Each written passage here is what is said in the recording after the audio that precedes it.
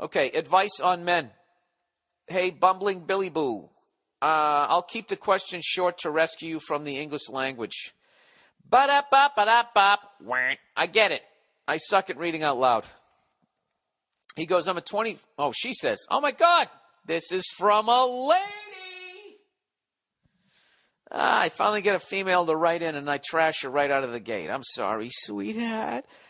She says, I'm a 24-year-old girl, and I'd like to know your best piece of advice of understanding the human male species.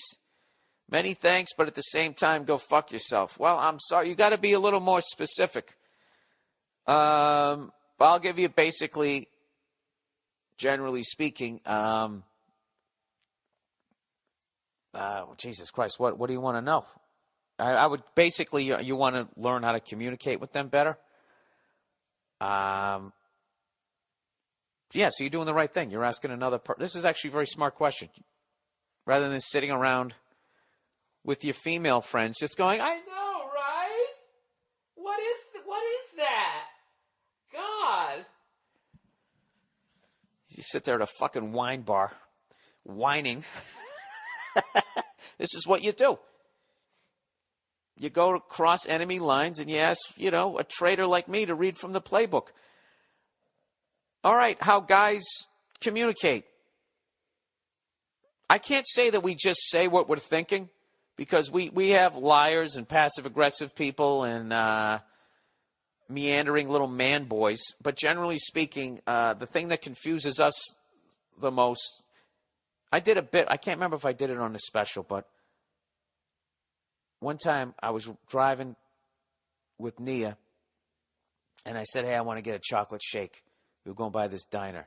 And she freaks out. She's like, oh, my God, they make the best chocolate shakes. And I go, I know, right? And she goes, yeah. And she just goes, oh, my God, that they're so big. She just kept saying they're so big. And after a while, I'm thinking, fuck, how the fuck am I going to drink this whole thing? And then immediately just clicked on me. It's like, they're not big. They're standard size. Wait a minute. She wants half of my shake, but she doesn't want to seem selfish. But she doesn't want all the calories of the full shake. But she doesn't want to look like she's taking away 50% of my good time. So rather than telling me that, she's trying to mind fuck me into thinking something that I drank a zillion times with ease is now too big. You know what I mean? So that's how you guys communicate. I don't know how we communicate.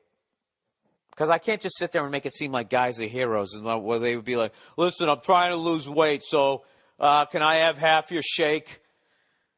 The only thing I tell you is you're 24 years old. You shouldn't understand them. You shouldn't understand guys. But it's hard for me to... I don't know what you're asking. Please write back. Please write back, Advice on Men Part 2. Just do that again. Just fucking write back. Ask me something more specific, and I can help you out. But it's great that at 24, you're actually smart enough to ask guys to explain. Let's see. Best piece of advice. Here's a great piece of advice. Learn how to cook. All right? As stereotypical as that fucking sounds, I don't mean it in a sexist fucking way. All right? I don't. Don't be a slob and learn how to cook. Would put you ahead of 80% of fucking women out there. Because for some reason, somewhere along, Edith Wharton or that chick who sewed the flag, making a guy a sandwich became this absolutely degrading fucking thing to do. Yet guys still have to hold the doors and fucking buy drinks. Like, why we don't find that sexist, reverse sexist, or whatever the fuck you'd call it. I remember one time I was downstairs. I don't know what the fuck I was doing.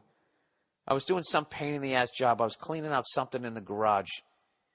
And without me asking or anything, Nia came downstairs with this unbelievable sandwich she had made. Pickles, toothpick in it, the whole fucking 9 yards. And she brought like something to drink downstairs too. And I stopped work and I sat down and ate it. It was one of the greatest moments of our relationship. All right? So that's some advice I would give you. Is guys we're very simple. And by simple, I don't mean stupid before you get on your fucking high horse. Okay? It's like an old school engine. You open the hood and everything's right there. Rear wheel drive. It's not turned to the side, jammed into the compartment. None of that bullshit. It's just fucking basic.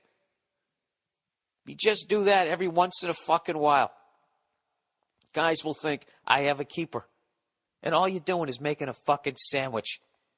And that doesn't mean that you shouldn't have the right to vote. It's fucking unreal. Cooking, and then you're not even cooking. All you're doing is just slapping shit together. You're building a little fucking food house. How difficult is that? That's what I don't understand. Like, I guess I kind of understand it, but like, cooking a meal for somebody is one of the greatest things you could ever do for them.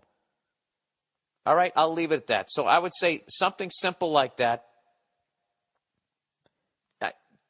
This is how simple guys are. If you actually, every once in a while, just said, hey, do you want a beer? And you actually got up and went to the fridge and got a beer and brought it out, put it in a fucking frosted mug.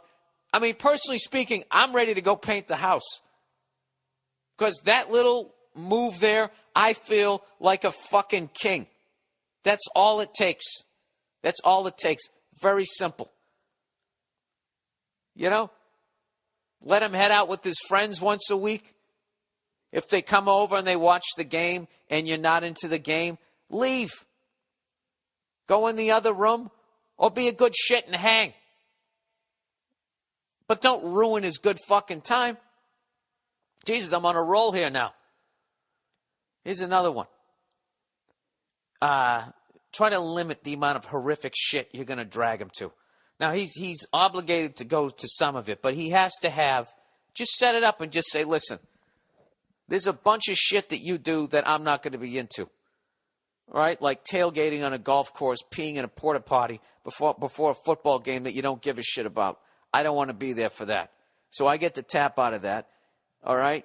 And then the guy, he gets to tap out of like, I don't know, like what have I tapped out of one time. Nia wanted to take me to somebody's birthday party. They were having some fucking, we're all going to dress like it's the gold rush or the fucking prohibition era. It's like, I don't want to fucking do that. And she gave me shit, and I was just like, I don't want to do it. And she let me out of it, and we laughed about it. I actually went there without a costume. I made a deal. We made a deal. I think I told this story. I'm fucking punch drunk. Yeah, I never know what the fuck I'm talking about. I showed up and I didn't wear a costume, which was hilarious because every other guy was fucking dressed like Charlie Chaplin. And I show up in street clothes and they're looking at me like I'm a magician. And then I left early because that's right, because I would have watched the Celtics were playing the Lakers in the finals that year when we beat them. And I would have missed it if Nia wasn't so fucking cool. So that's what I would do. And if you actually do shit like that, you put yourself on this solid ground with the guy that you're with, where now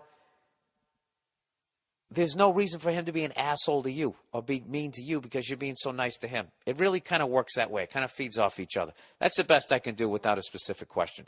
All right? So there you go. And, fuck everybody who's going to say that, what I just said was sexist. Go fuck yourself. I don't think it's, you're on a date with your woman. You go and you open the car door for her. You still do that shit. If I can do that, you can go get me a fucking beer. Christ, it's a twist off. What, are you going to hurt your wrist? Yeah, something? That would be my advice. Stop acting like a kicker.